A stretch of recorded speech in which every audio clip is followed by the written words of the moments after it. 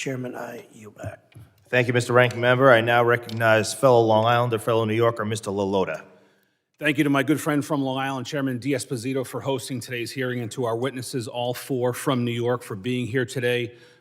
Who doesn't love a panel with four New Yorkers on it? But gentlemen, don't waste your time with the pizza here in D.C. It's just not worth it.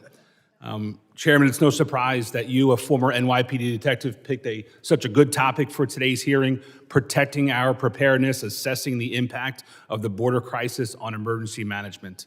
Like your Nassau County constituents, Mr. Chairman, my Suffolk County constituents to your immediate east are frustrated by the border and migrant crises, and they fear for their safety.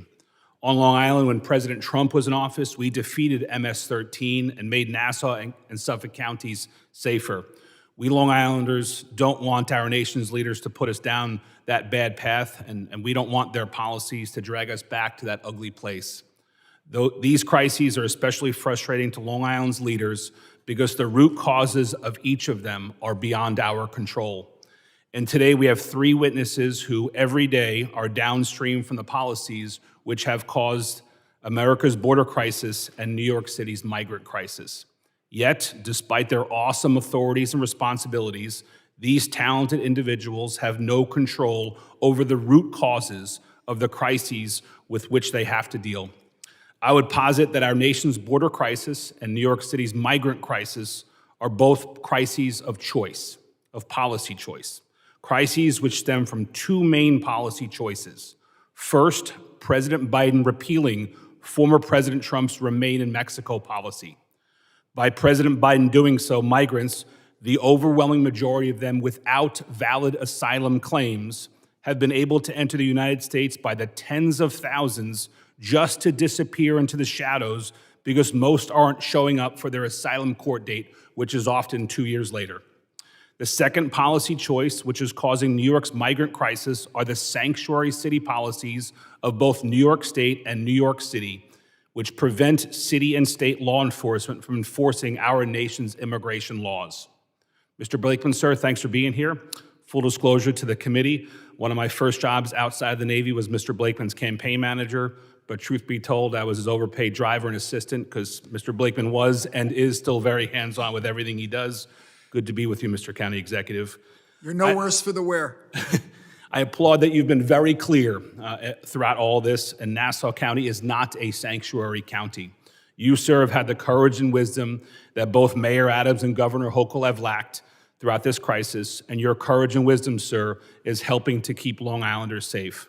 I'd like you, sir, Mr. Blakeman, to go into a little more detail about how the migrant crisis has affected crime in Nassau County and the subsequent effect that it has had on police departments and first responders, sir.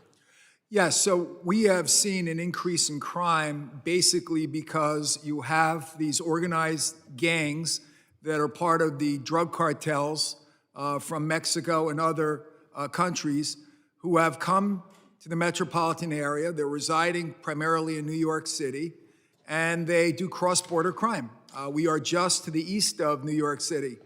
And I might add that those who try to characterize this as just a Republican issue, the Democrat county executive of your county, Mr. LaLota, did not create a sanctuary county in Suffolk County.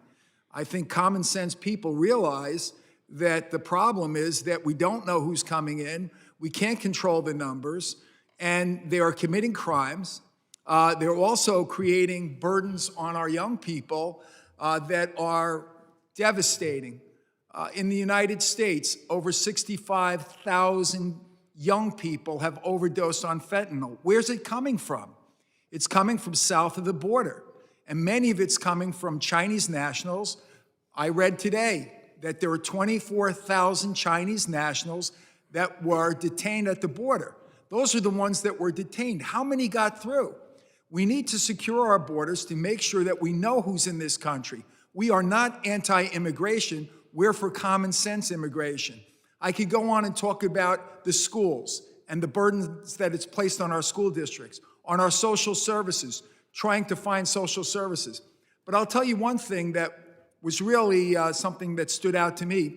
Flying down here last night through LaGuardia Airport, I talked with an airport employee. I used to be a commissioner of the Port Authority. We ran that airport. And that person was telling me that when migrants come to LaGuardia Airport, they're escorted by airport personnel to a place where they can get a voucher for a hotel, a voucher for food, and a free Uber ride to anywhere they want to go. This is taking away resources that we desperately need to take care of our own citizens. And it's done without federal programs and federal money, and it's done without knowing who's coming in. We need to secure our borders. Then we can have a guest worker program where we have immigration that's controlled. We know who's coming in, and we can have people in this country that want to work hard, and we want to compensate them. And if they want to stay in this country and have a path to citizenship, that's fine. If they want to go back to their country, that's fine.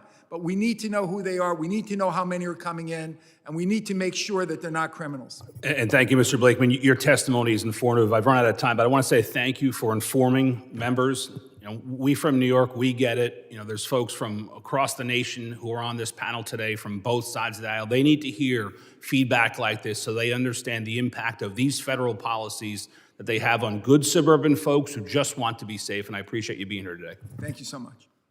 Thank you, Mr. LaLota. I now recognize also from New York, Mr. Goldman, for 5 minutes. Thank you, Mr. Chairman.